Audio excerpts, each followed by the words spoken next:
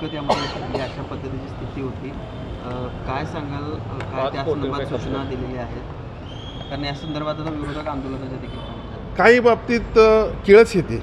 मी तुम्हाला सांगतो, अत्यंत प्रामाणिकपणानं त्या गांधी मैदानासाठी मी 5 कोटी रुपये मंजूर करून आणले निधी, आणि त्या ठिकाणी पोती टाकणे, गाद्या टाकणे, बकेट टाकून पाणी पाणी थांबवणे आणि मग अशा प्रकारचं हीन सुपारी घेऊन राजकारण करण्याचं काम काही लोक करत आहेत, त्यांचा मी या ठिकाणी निषेध करतो. कोल्हापूर महानगरपालिकेच्या वतीनं पोलीस प्रशासनाला कारवाई करण्याविषयी निवेदन दिलेलं आहे. पोलीस प्रशासनानं तातडीनं ती कारवाई करावी. कारण काही समाजकंटक आपण म्हणू की त्या ठिकाणी दिसतंय की ज्या ठिकाणाहून पाण्याचा निचरा होतो त्या ठिकाणी गाद्या पोती टाकून ते पाणी थांबवलं गेलेलं आहे. हे कुणाचं नुकसान आहे हो?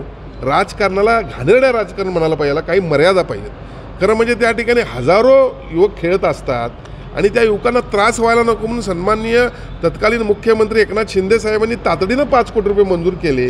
नवीन नाला निर्माण करण्याचं काम सुरू आहे. तर याला सर्वाला अडथळा निर्माण करायचा आणि या ठिकाणी पाणी कसं तटल आणि कसं चुकीच्या पद्धतीने झाले असं दाखवण्याचा प्रयत्न करायचा, हे अत्यंत हीन दर्जाचं काम त्या ठिकाणी सुरू आहे. त्याचा मी निश्चित अनेकांचं म्हणणं आहे की भौगोलिक दृष्टीचा विचार न करता हे काम केलं गेलं. तुमचा आरोप असा आहे की स्थानिक किंवा काही लोकांच्यामुळं काम चांगलं होऊन सुद्धा काही लोक जाणीवपूर्वक हे करतायत. एक लक्षात घ्या, प्रत्येकासाठी काही यंत्रणा असते. कोल्हापूर महानगरपालिका ही यंत्रणा सक्षम आहे.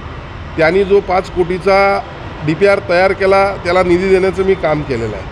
आणि मग असं असताना त्या ठिकाणी त्या यंत्रणेमध्ये खो आणायचा, त्या जिथून पाणी ड्रेन होतं त्या ठिकाणी पोती टाकायची, गाद्या टाकायच्या, बकेट टाकायची, मोठमोठं प्लास्टिक टाकायचं आणि मग म्हणायचं चुकीच्या पद्धतीने निधी खर्च होतो. निश्चितपणे येणाऱ्या काही दिवसामध्ये खरं खोटं काय ते सिद्ध होणार आहे. आणि म्हणून अशा पद्धतीनं एक लक्षात घ्या, लोकांना कळत नाही का हे? त्या ठिकाणी असणाऱ्या खेळाडूंना कळत नाही का? सर्वांनी लक्षात ठेवलं आहे. त्यांना योग्य ती वेळी शिवाजी पेठेतील जनता उत्तर दिल्याशिवाय राहणार नाही. स्थानिक स्वराज्य संस्थेच्या निवडणुका तोंडावर आलेल्या आहेत.